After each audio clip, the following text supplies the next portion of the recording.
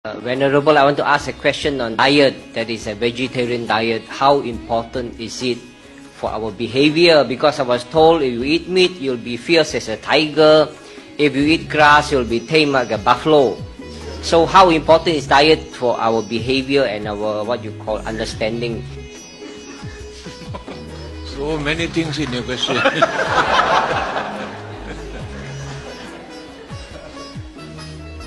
Do you know Devadatta, who tried to kill the Buddha, was a vegetarian? Hitler in Germany, who killed nearly 3 million Jews, was a vegetarian.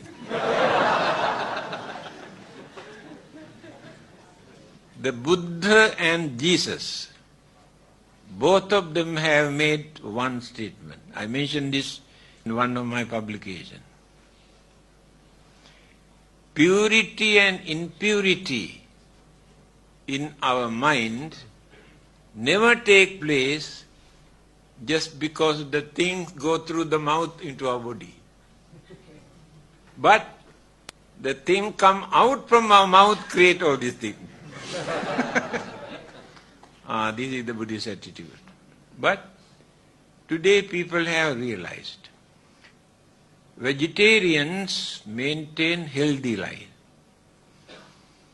I know very well, for 4 years I spent in northern India with Hindus. They are pure vegetarian for thousands of years.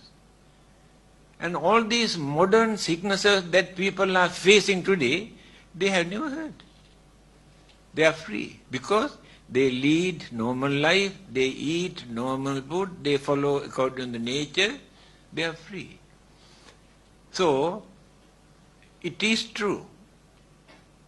If we keep away from flesh, take natural food, you can have a pure mind also.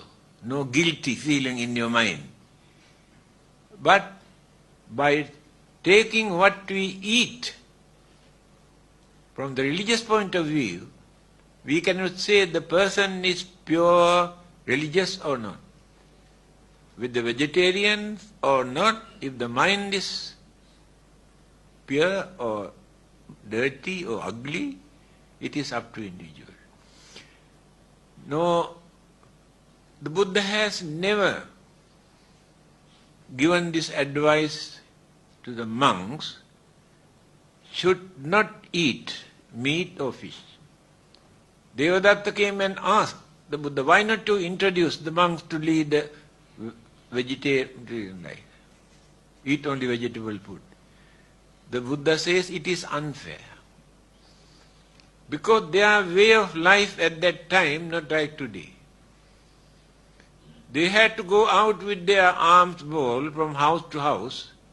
Whatever people have prepared in their houses, they come and offer.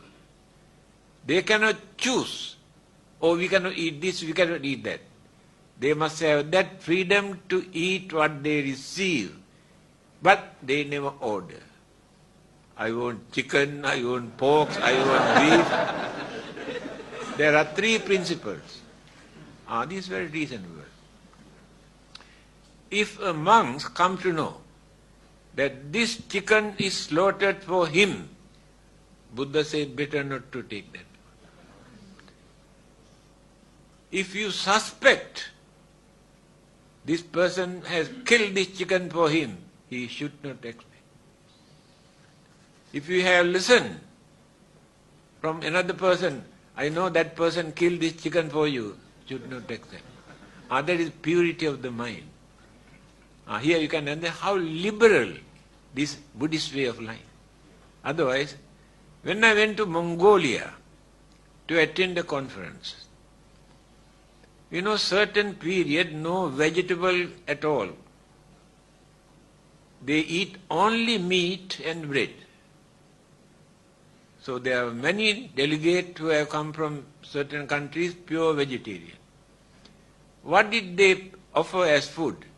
One big piece of meat like a bricks, and with a knife, and bread.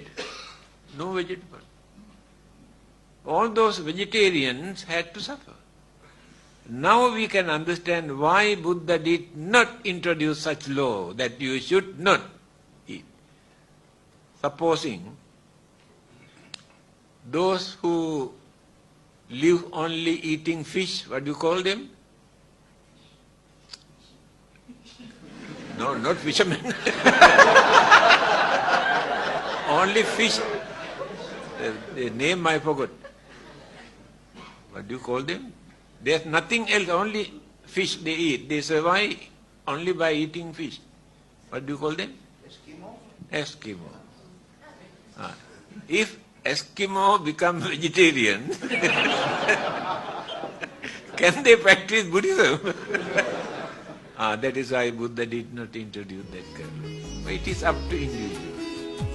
If you think it is nice and this and okay, go ahead, no problem. But don't force others not to eat.